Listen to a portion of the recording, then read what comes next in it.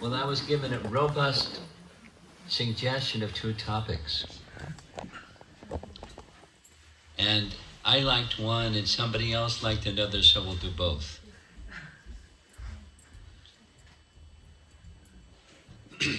Overcoming procrastination. Oh.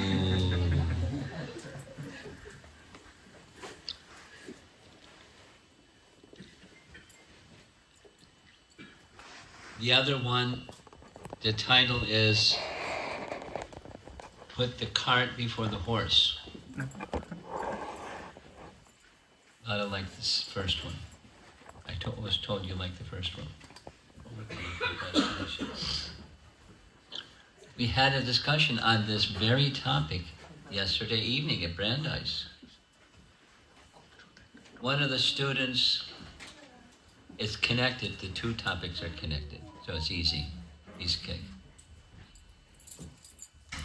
The topic yesterday evening was stress management. So I started by saying, the best stress management is not have any. That's called Vaikuntha. So if you're in Vaikuntha, what does Vaikuntha mean? No kunta.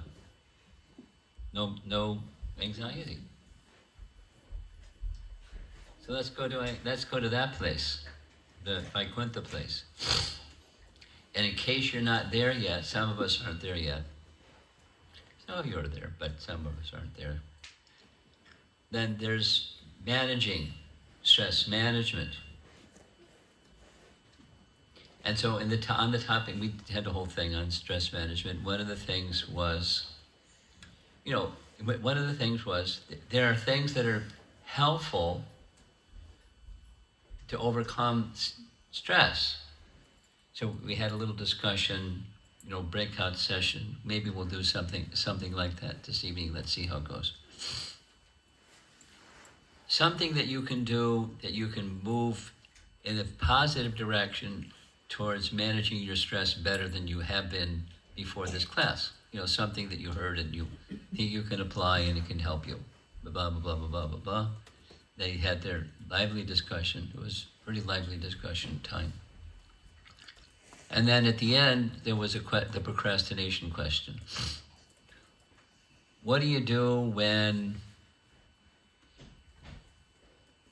you know that there's something you should do that's beneficial and you kind of put it off and you kind of put it off? Procrastinate. They said, no, it's procrastination. On either side, something that's wanted or something that's unwanted. Guess what? It has to do with Vaikuntha. But how do you attain Vaikuntha? This person that asked the question said, maybe you can relate to this. When I'm sitting alone and doing my daily devotional practice, it's fine. But then life starts to move and starts to get busy, and I kind of lose track. And then at the end of the day, I slow down and wait a minute, I forgot. So how do I stay with that? It's those things that are helpful. Anukulya, the principle of surrender. The principle of surrender, 1866. Mame kam sharanam. It's called sharanagati. Sharanagati means going to the place of sharana. Sharanagati means. And there's 6 limbs. Accept things favorable, reject things unfavorable. Procrastination is I'll accept some, but not all of them. And even though I know they're good for me to accept, and I'll reject some, but not the ones I'm really attached to because I'm really attached to them.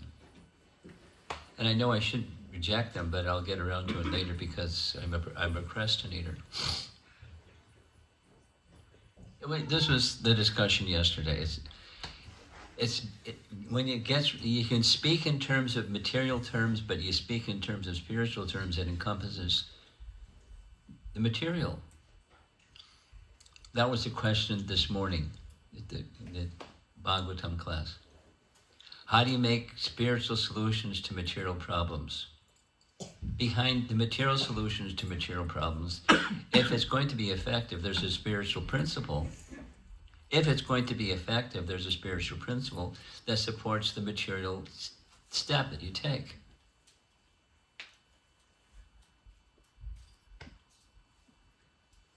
What's the spiritual principle? Anukulyena Krishna Anushilanam. Krishna should be pleased. That's the key, everyone, myself included. That's the key of overcoming procrastination. You just get with the principle of what bhakti is. What's the principle of what bhakti is? Krishna should be pleased. If you connect with that, the rest is a piece of cake with icing on top. And if you don't connect with that, it's a struggle. Who likes to struggle? Well, we don't like to struggle, but we're attached to the objects that keep the struggle going. We're not attached to misery. We're attached to the sources of misery. We don't like the misery. We don't like the misery. But we're attached to the sources of misery. And we procrastinate going beyond our attachment to the sources of misery. Letting go. And if you let go, what goes, you have to have something in its place or you can't let go. It's a Bhagavad Gita. Practical solutions have behind them a spiritual solution. Material solutions, if they work, even for a short while, what to speak of for a long while, there's a spiritual principle behind it. Here's a spiritual principle. Detachment, this is like procrastination, is I'm attached to something and I can't let go. Or there's something unwholesome that I do that I know is unwholesome, but I do it and I shouldn't do it. Or, something, just homework or an assignment or whatever, clean up your room or, something. Whatever it is that something that it's good for you. And then you get busy being carried away with stuff because it's important to you. So what we discussed yesterday, and I'm going to do two more things, and then we're going to see if there's some discussion. Then I'm going to ask you to have a youth at least, and the others can do it too, a little breakout discussion on the topic. In Bhagavad Gita, this is now on the topic of overcoming procrastination. There are things that are unwholesome. To get rid of things that are unwholesome, you can call it, one way to call it is detachment. That which is unwholesome, unhealthy, undesirable, anartha, something unwanted.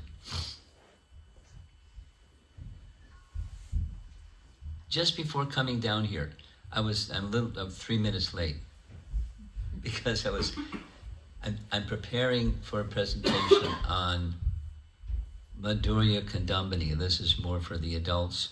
Madhurya Kandambini is fantastic. It's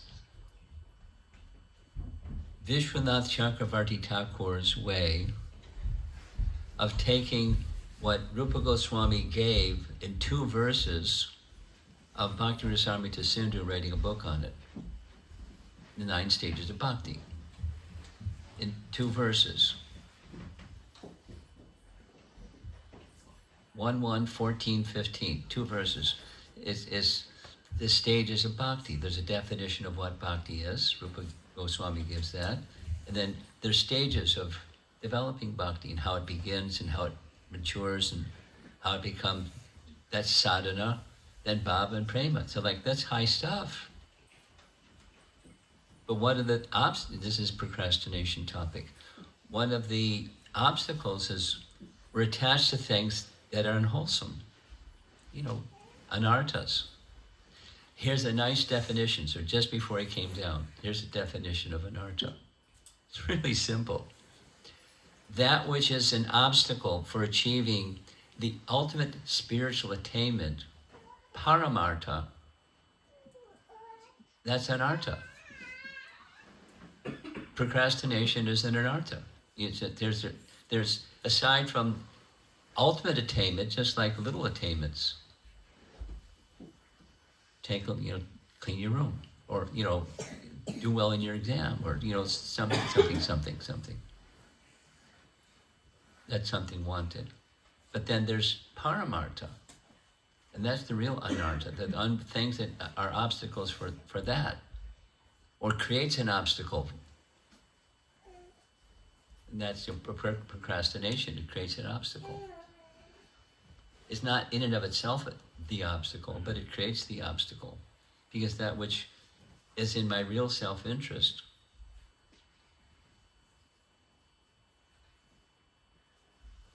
I don't check in. I'm checked out. And I'm somewhere over there instead of my real self-interest. And then I procrastinate because I'm over there. Oh boy. Called material life. What to do? What to do?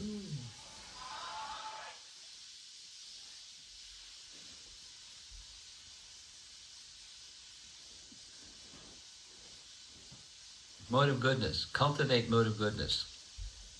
For starters. That's not the solution. It's a step in the direction.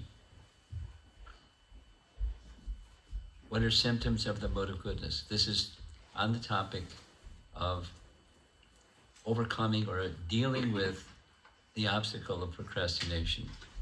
The obstacles that are created by procrastination. How to overcome it. Mode of goodness. In mode of goodness, it's my way of thinking. One of the symptoms of mode of goodness is an introspective, reflective state, rather than passion. Go, go, go, go, go. Succeed, achieve, da, da, da, da, da, da. That's passion. I was at University of Texas in Austin, UT Austin, big place, 85,000 students. That's a lot of students, and growing. One student, my advisors are telling me that I'm too much in the mode of passion. And I know it's an obstacle. What do I do? Regulation. Rise early in the morning. And cleanliness. Mode of goodness. They just start with that. And regulation means this is overcoming procrastination. But it's also the other topic. The other topic is put the horse before the cart, not the cart before the horse.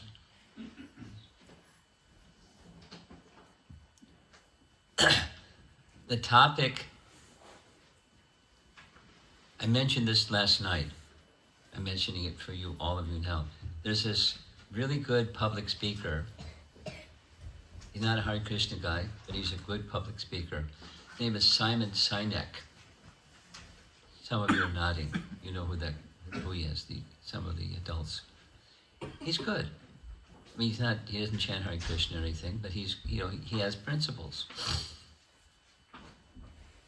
And so one of the presentations he made, I'm making in a different way. This is Bhagavad Gita, but he makes 3 circles. In the center, often we're in the category, or spend time in the space of what? It's called desire. And to get the what, there's the how. So you have to have a strategy to get the what, because you want the what. You want a desire fulfilled. So you have to, material intelligence considered to get lots of hows to get the whats. But what's missing is the why. So the why is at the center. This is like his drawing 3 simple circles. There's a whole bunch of circles out there in the what. And there's this band inside the what is the how, but missing is the why. So procrastination, overcoming procrastination, be in the reflective state, mode of goodness, and ask yourself the question, why? Like, why is it important to not procrastinate? Why is it important when something is important that I do that which is important? Why is it important? It's hang out in the why space. Because when the why, it connects, and not just the head, it connects to your heart.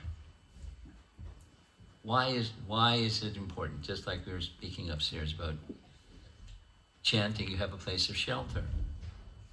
It's a place of shelter. So is that important? If it's important, why is it important?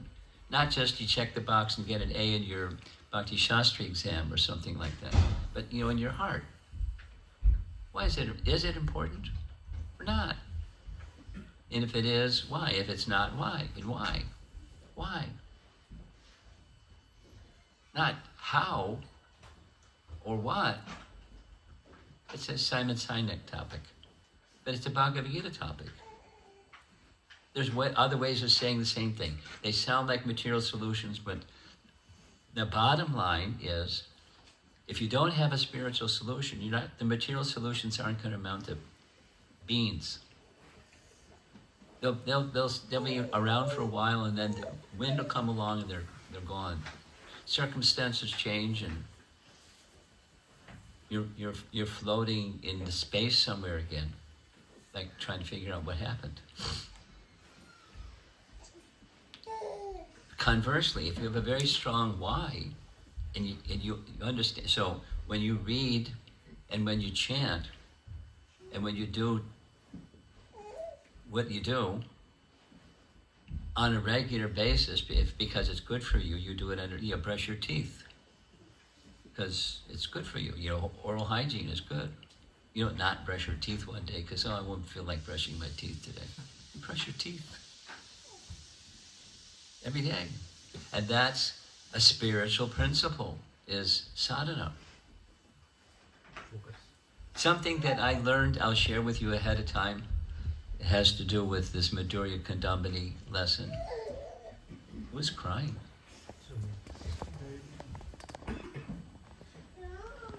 Oh, there it is. It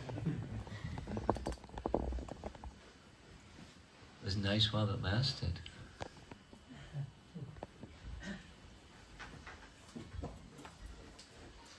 I'm going to share something with you that I've learned from spending maybe 150 hours with Madhurya Kandambini, at least. And that is, what Vishwanath Chakravarti Thakur writes is nothing but what Jiva Goswami and Rupa Goswami write, which is nothing but what Chaitanya Mahaprabhu taught to Rupa Goswami, which is the Vedas. And you can trace everything to its source, and the source is the Vedas. The Vedas are not easy to understand. I'll give one example. I could give you many. One example. Taittiriya Upanishad. Rasavai Saha. What does that mean? It's a foundation teaching for bhakti. Really? Please explain. My point I'm trying to make here is Rupa Goswami's teachings, our Lord Chaitanya's teachings, are the Vedas, and the application of the Vedas is bhakti. Bhakti in the highest stage that gives prema bhakti in the mood of the resident in Vrindavan. And it's in Taittiriya Upanishad. Just have to unpack it. I won't go through the whole thing because it's like, this is for the youth. And it may be boring. It's just a principle. I'm sharing something that I've learned a lot in this principle. Besides the teachings are very nice, the title of the book is Madhurya Kandambini. And Madhurya means sweet, sweetness, as in madhu, as in honey. That's the dhatu from Madhurya. The sweetness of bhakti. And it's a rain cloud. Anyway, so the shower, a downpour, a shower. The chapters is going to shower and shower and shower to get to nourish the seed of bhakti. So back to the topic of overcoming procrastination. There's something far more attractive than stuff. You know, the what? The desire and fulfilling a desire and getting the stuff so I can fulfill the desire, so that I can do then I can use my intelligence to learn how to get the desire fulfilled. There's something far more meaningful. And when you take shelter of that, why is it important? It makes the cultivation very easy. Every day, this is a definition in Patanjali Yoga Sutras for abhyasa, yoga practice. Abhyasa, yoga practice. Abhyasa yoga yuktena cetasa nanigamino. Practice. It's three things. Very simple. Something that you do every day for a prolonged period of time with faith. The faith that is going to get you to where you want to go. Procrastination, if you have faith that's going to take you to where you want to go, and you do it every day for however long it takes, for a prolonged period of time, you'll get there.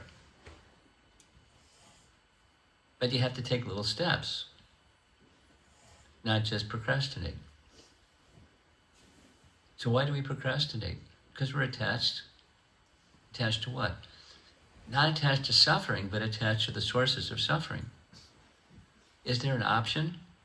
Detachment, according to Bhagavad Gita, what is called detachment is the same as attachment to Krishna, because without attachment to Krishna, you're not going to get detachment. You get something else. You get something that floats in the air for a while and then comes in for a landing, and then it's like the fall season, looking out the window and all the wonderful leaves of the trees are falling to the ground, fluttering down, and then you know what comes next. It's just the movements of the sun. So as time moves, circumstances move, life changes, It just keeps cycling around endlessly till annihilation. And then it's resting, and then it's creation again. And it does it again. It doesn't stop. Is there a stop button to the procrastination button? It's the why. Is it important? If it's important, why is it important? So if you go you have to be in the reflective space, not in the achieving space, get it done space, get recognition, adoration, pride, and distinction, and get people to think, oh, they can do this and that, and you get accolades and you get pats in the back and stuff like that. You get some recognition. And there may be a human need. We want to love and be loved. But love isn't just people pat you on the back. What is it? Is it important? If it's important, why is it important? So I'm drilling on the point for a reason. There's lessons of life that if you learn them when you're young, it'll help you. You don't learn them when you're young, you like to repeat the same stuff over and over again until you get a bang on the head and you say, oh, this isn't good. Do something else. Do it a little differently. But then the tendency will be to go back to the old pattern. So good to learn patterns when you're a little more flexible, you're a little on the younger side. And then comes the other point that was on the topic of overcoming procrastination. The other topic was the cart, put the horse before the cart. What does that mean?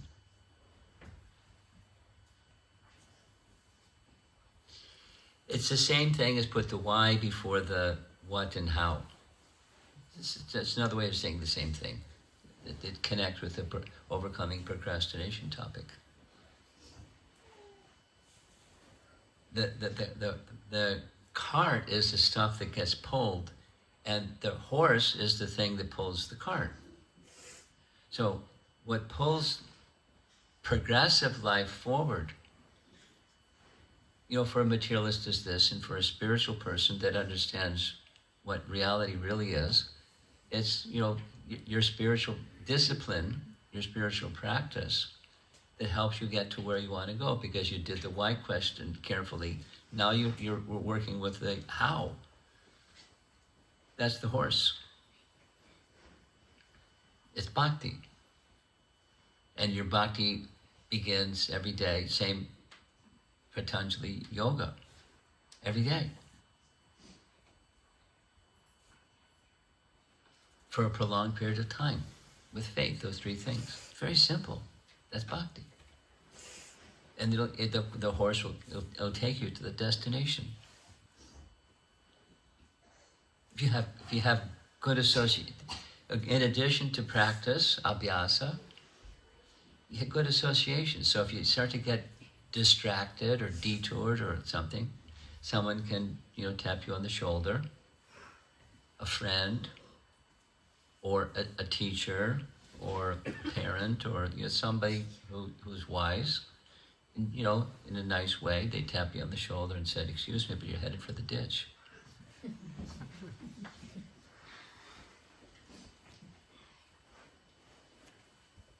you want to go to the ditch? Pay attention. You have this human form of life. You're riding in a fast vehicle. Watch the speed limit. And, stay in your lane, please. Don't fall asleep. Because it's a good vehicle to get you to your destination, but please don't fall asleep. Oh yeah, I'm heading for the ditch.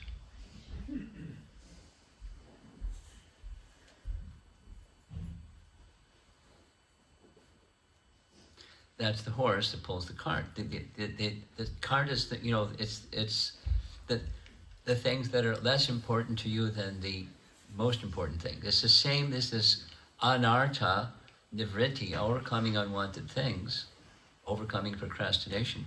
Put the horse first.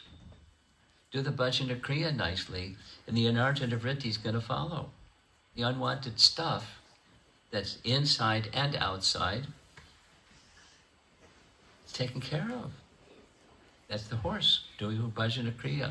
In the association of devotees that are wise, keep good association, make good friends, be kind to everybody, and have some very good friends that are wholesome.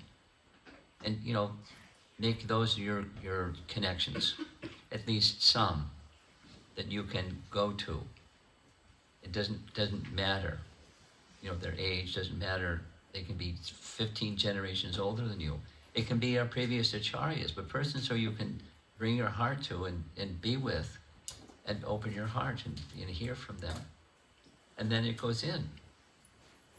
Then you're back on track again, if you got off track, or you get recharged. Good association, proper practice, and teachings that you're clear.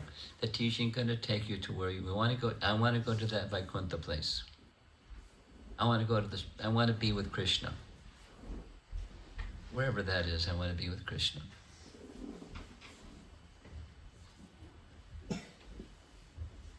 That's the horse before the cart. Then the wanted things, that's what's in the cart. You'll get there. The horse will pull the cart. And then you're not alone. You're with other things that are meaningful to you, but because you put the horse first instead of the cart before the horse. You put the horse before the cart.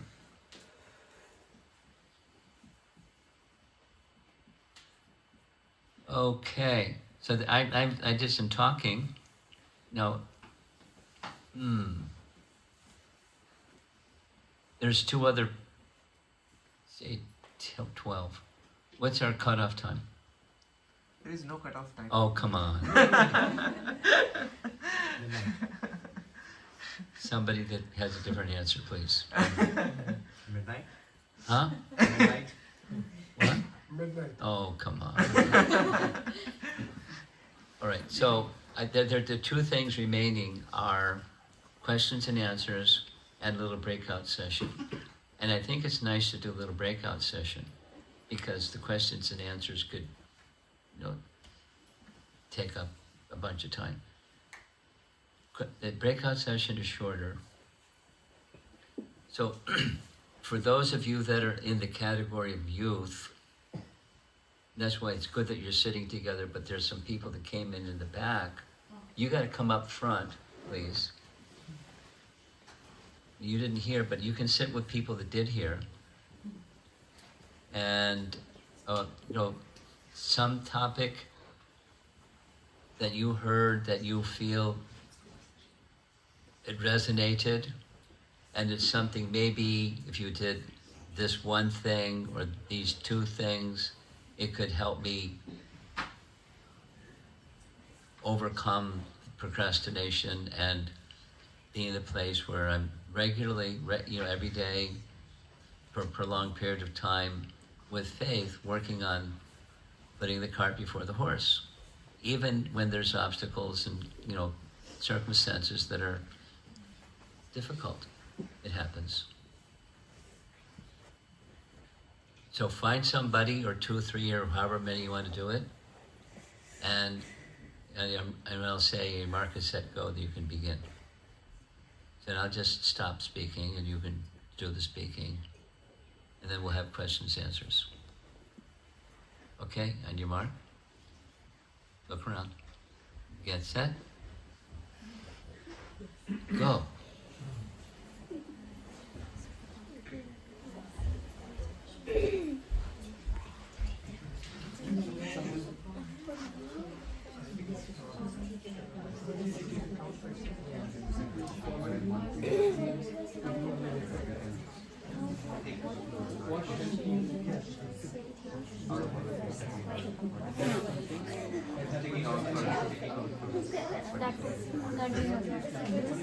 The adults, if you want, you can have your own little discussion group.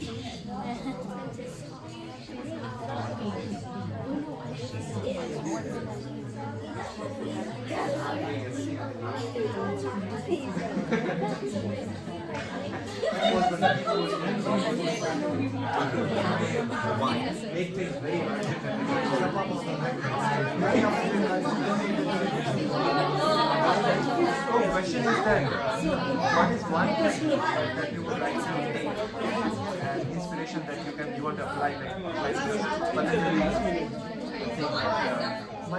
doing every day prolonged over a period of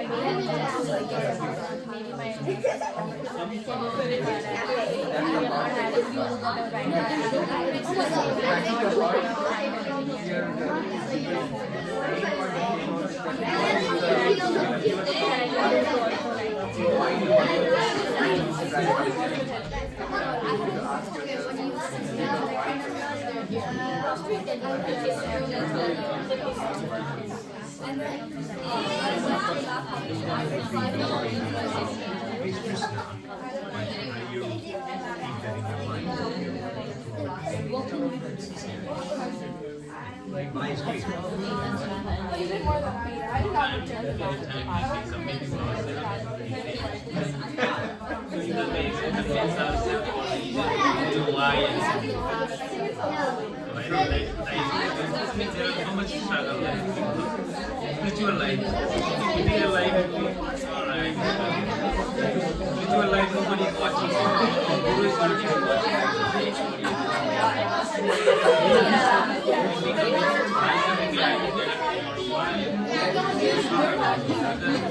Why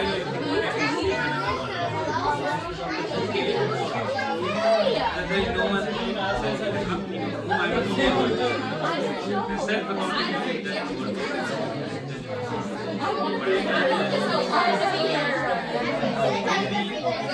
how it is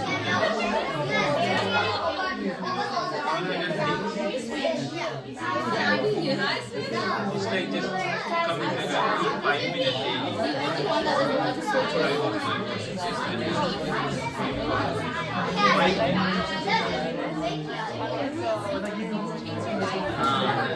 Now why I need 1 minute? Right? Because if somebody said or somebody said it is good, or I get that I it has to be something.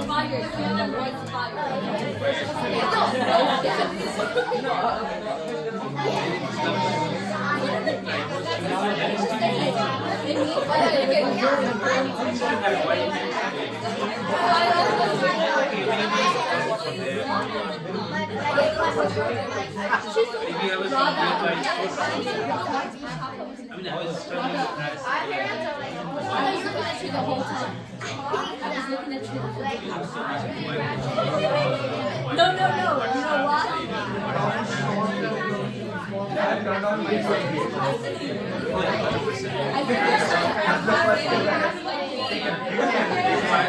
I was struggling so much, so before sleep I would check the phone.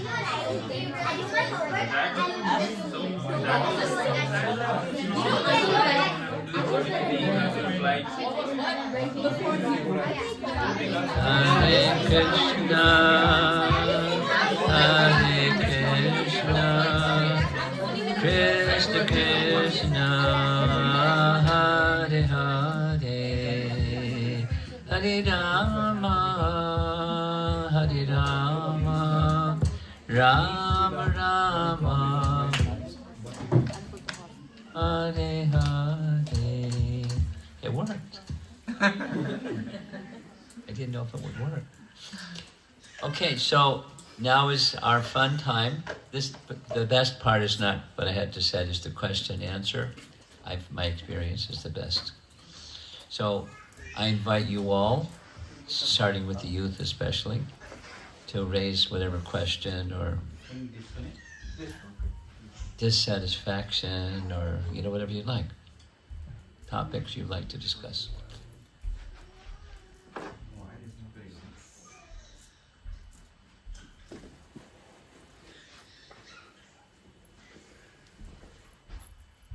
Nothing.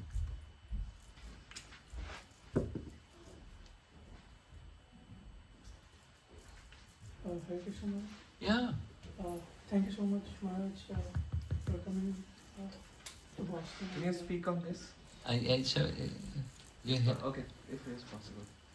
That way it will not go in going the to be record. easy to do this. You don't have a portable microphone. Hare Krishna, Maharaj.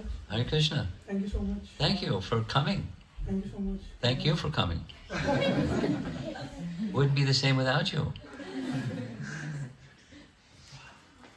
Maharaj, I have a question in the thing that you mentioned. So, any material problem can be solved using spiritual solution. Yes. Can you please expand Yeah. on that? Yes. Two things. Ready? This material world is a reflection of the spiritual world. When an object moves, the shadow that's cast by the object moves. If you want to move the shadow, you move the object that's casting the shadow will move. Try to move the shadow without moving the object that's casting the shadow doesn't move. This material world is a shadow. or abhasa, or reflection. So behind it all, there's a object, the source, and you connect with that source, and it brings about change in this plane. Without it, it doesn't bring about a change in this plane. It may appear to configure things a little differently. Now, that's part one. Part two is, supposing you're not such an elevated person that you can see the object that's casting the shadow. You can't see Krishna, but you can see the reflection.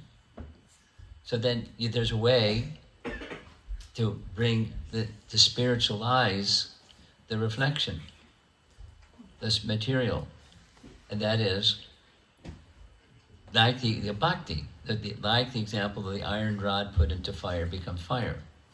You know that example. So you can spiritualize, you have solution A or B or C or combination, and make it connected to pleasing Krishna, the bhakti principle, and then that solution becomes, or that activity becomes spiritualized. It acts in a spiritual way. The red hot iron rod will start fires. So the material solution can become spiritualized, or if it's actually a solution, is spiritualized. And that's the bhakti principle. Those are the two-part answers. Respond further, expanding on that point. Yes?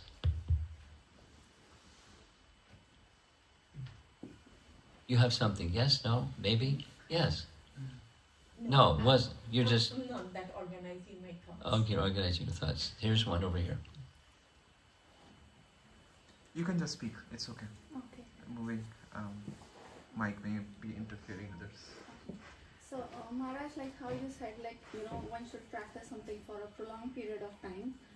I mean, it becomes natural, but sometimes, maybe even after practicing something for a prolonged period of time, that thing is not very deeply embedded, like, into your life or nature. Therefore, the third part also has to be there. I mean, there's Sanskrit phrase, I just made it simple. With faith. And there's specific. It's going to get you to where you want to go. So that's the heart. That's the why. I'm doing on a regular basis. So it's an author. I'm aligning my practice with something that's coming from the right source.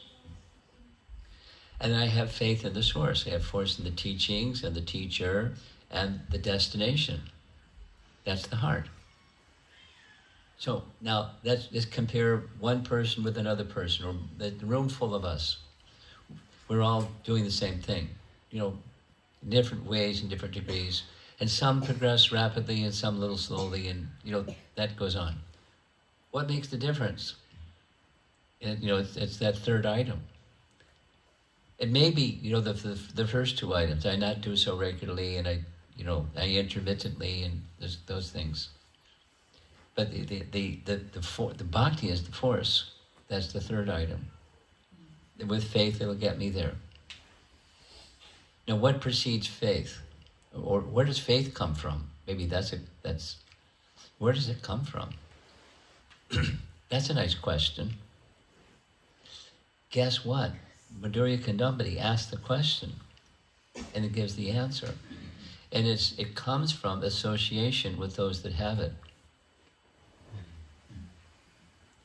Or, on the soul platform, we all have intrinsic bhakti. On the soul platform, it's covered. And it's called something else. We have different names for the something else's. But it's intrinsic at the soul platform. And it comes out when associating with persons that have it. The spark can start a fire, but with dry leaves. Something that's combustible. So, because the soul, so it's the association of those that are carrying bhakti. That's how you get it. Agyata Sukriti. And it's not just pious activities, it's devotional association. Jashibha Prashadam. Or go on Harinam and people hear the chanting. There's something's happening. You may not see it right away, but the beginning is there because they heard or they accepted or they something. Rathayatra, something. So it begins. Is receiving from one who has it. So it's because it's intrinsic, but it's covered. So it's just vibrating that which is covered, resonating by sound, especially that which is covered, it awakens. And then you have to continue chanting and hearing, Shravanam Kirtanam, in good association. Sadhu Sangha, because Sadhu Sangha is where the seed starts.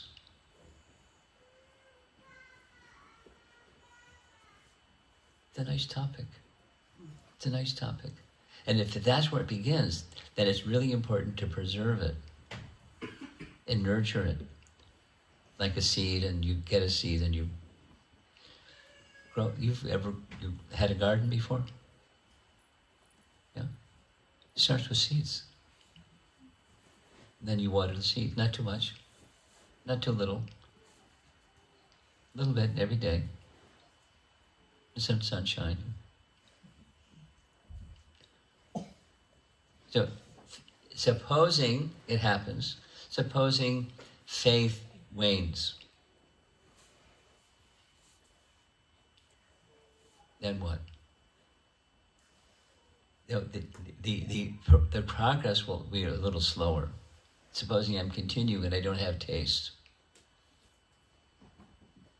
So there's Sanskrit term for this. It's a part of this presentation that I'm going to be making, but there's no taste. But you continue anyway because you have some faith. And so progress will be slow, but it'll be steady. And then good association will help it become faithful and more effective. Good association. Those that have it can give it. There's another nice teaching. How is it they can give it? Krishna gives them the power to give it. Krishna gives his Kripa Shakti to Madhyama the Bhaktas. You have the power of eternity. You can give me to others. Go ahead. That's Krishna's mercy. Krishna's mercy flows because he gives it to those who are the Madhyama Bhaktas. And then sometimes persons like Prabhupada will come from the topmost, the Uttama position to the Madhyama position, and they act like Madhyamas, but they're in the Uttama position. And that's like,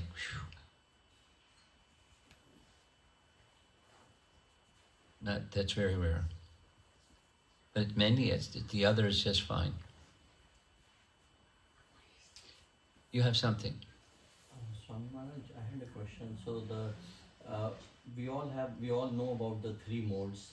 We do. We're well acquainted with the three modes. And so my question is, which is the hardest or hard to cultivate but easy to live with? Which one of those modes? And why are you asking that question? You're asking me a question. I'm asking you a question. Why are you asking that question? The reason I ask is because Swami Maharaj, we tend to fall into these modes, like from time to time. Not tend to, we are. Right? So then at least you get this idea that this one is I'm falling into it, but arrest yourself from it. Well, yes, it's sadhu sangha again. The same as her question. You associate with devotees, and if supposing somebody is like hardcore ignorant, they're going to reject devotee association or mode of goodness association. They're going to reject it. No thanks, or get out of here, or something. You're under arrest. Let's put you in jail. There are places that happens. They don't want it. They don't want it. So, and there's other persons that just like tune you out. So,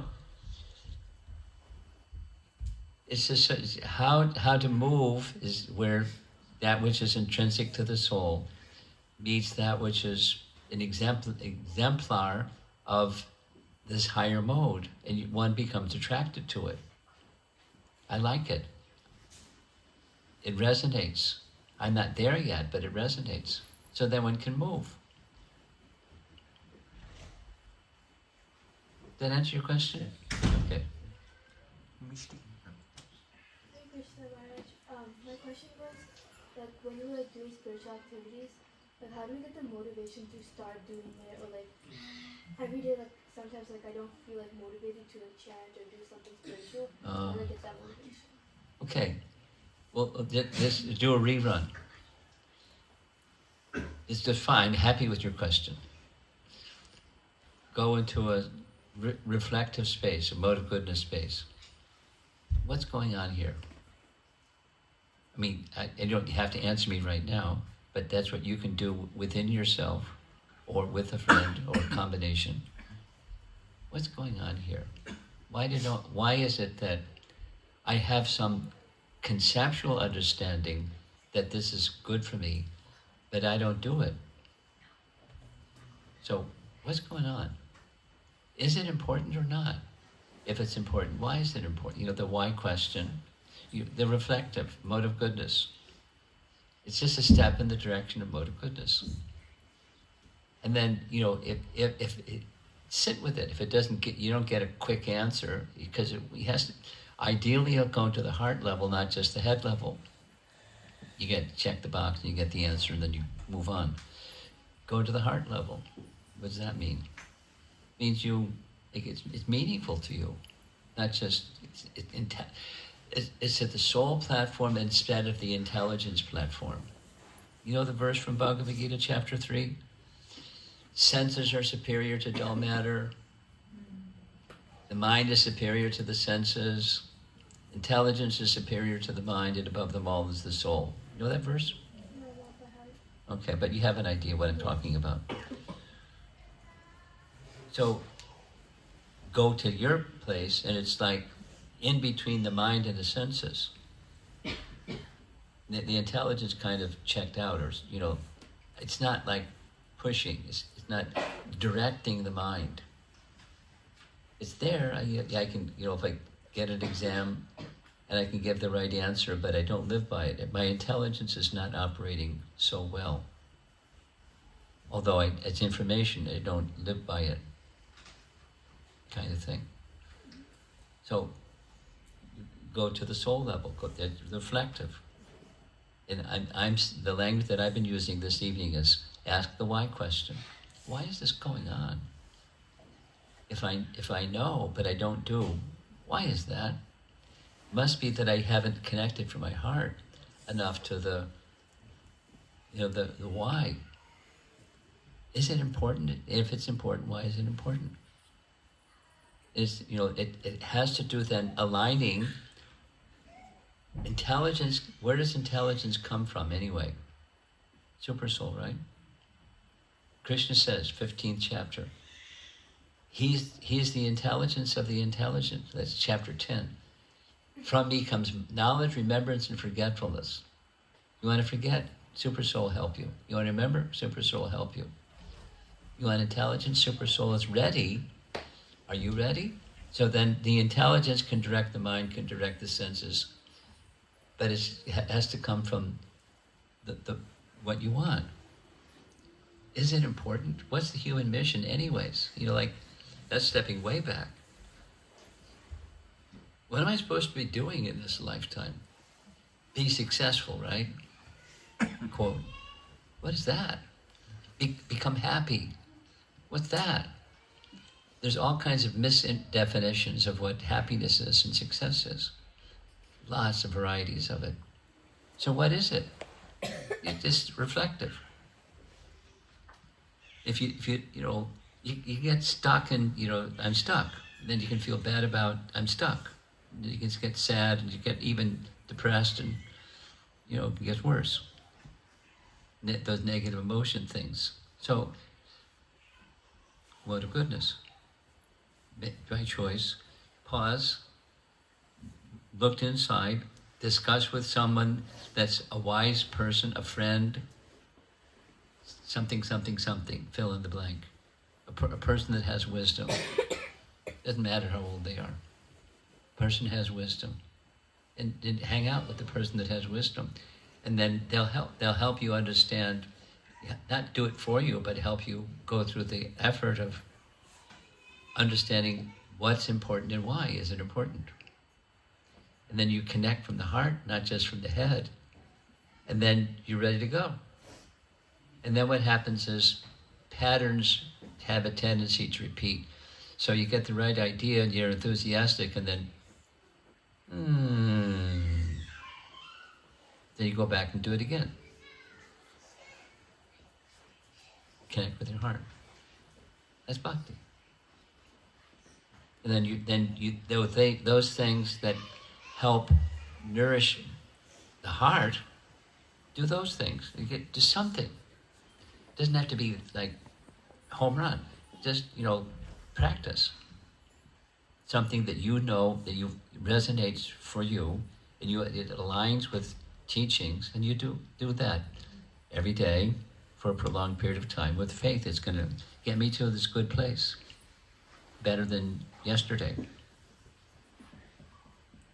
I'm not there yet, but I'm in the process of getting there by doing something that resonates and makes sense, and there's aligned with higher teachings and higher consciousness and wise people that I trust. And you just regularly do that. In the cultivation the earlier stages of life, it's easier than when it's the older stages of life and people already have their patterns and habits. It's hard to break old habits, hard to form new ones when you're a little older. So you've got a great opportunity. Be forever youthful. Lots of yoga, very flexible. Does that help? Yes, thank you. Okay. Yes. Maharaj, this was my follow-up question. Then how to deal with the feeling of exasperation? Because sometimes you may have spent some time doing bhakti or maybe in your devotional life, but then you are still not there. Okay. And the feeling is not due to humility, like at least for myself. It's objectively you are not there. Then how Okay. can you give oneself hope and deal with it? I mean, patiently deal with it. Same answer, but I'll do it. I'll give a different. I'll say the same thing in a different way. There was a devotee couple that were asked to give a seminar titled "Still Reading, Still Chanting, Not Much Change."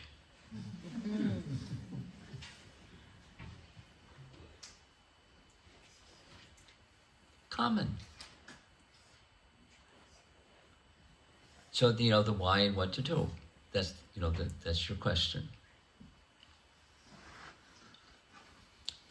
And the answer is the same answer. And how did to get to the point to do what you're doing, how did it happen? Sadhu Sangha. Adar Shraddha, where does faith come from? We discussed. And then through Sadhu Sangha. Then some bhajana kriya. So the bhajana kriya may be not so strong. It has something to do with the sangha that you're keeping. It has something to do with the attachments to the temporary that you're maintaining. It's not outside, it's inside. The anarthas are not outside, they're inside. So Sadhu Sangha plus Bhajana Kriya brings about an archana vritti. So then, what are those unwanted things? Here's another statement, matching your statement. Before you began devotional practice, you probably had no idea how many anarthas are in there. And you start devotional practice and you find, oh my God, this and that and the other thing, and woo! Run the other way. You can't run the other way. You face the beast and you continue. But it doesn't go away so easily, and I don't feel I'm progressing as much as I could, should, would.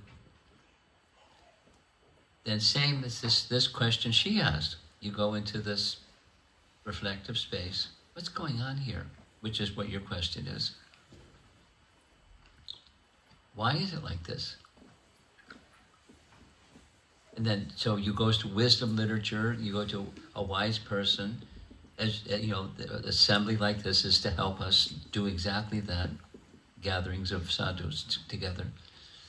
And there's the process of anartha nivritti.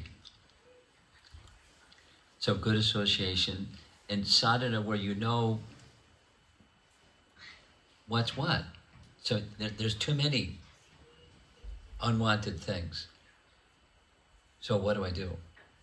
Because my progress is slow and I'm feeling frustrated, exasperated was your word, right?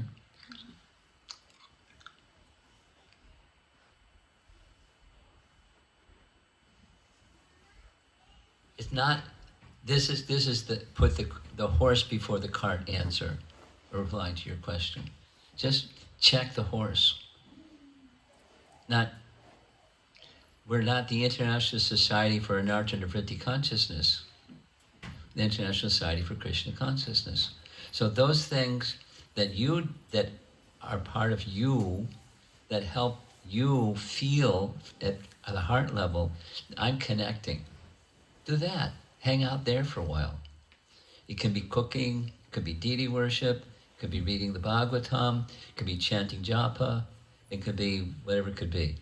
You know, the 9 different processes of bhakti prayers, bhajan.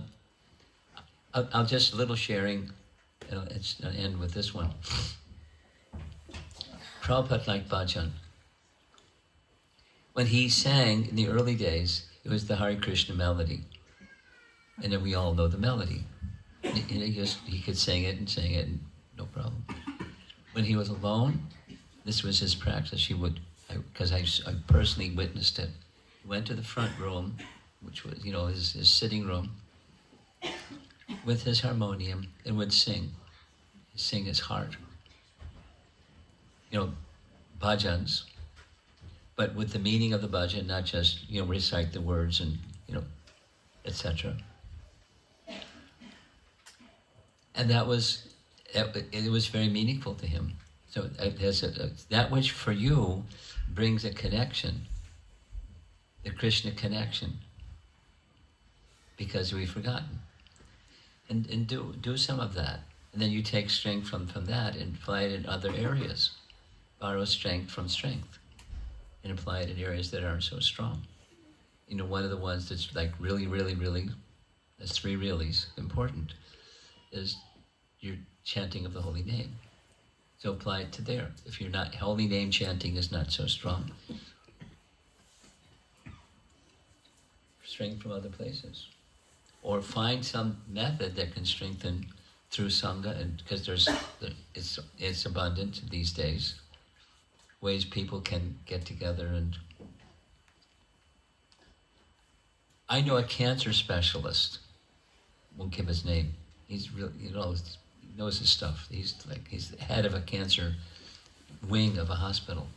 And he attends a japa session that's online every day, or most days, because it gives him strength. So he found this gives him strength, and it helps his japa. And so, busy man, busier than most of us, and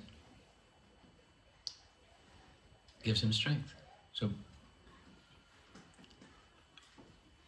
and then you stay with it every day for find that which works for you. Borrow something to give strength, and borrow from that strength into some other areas.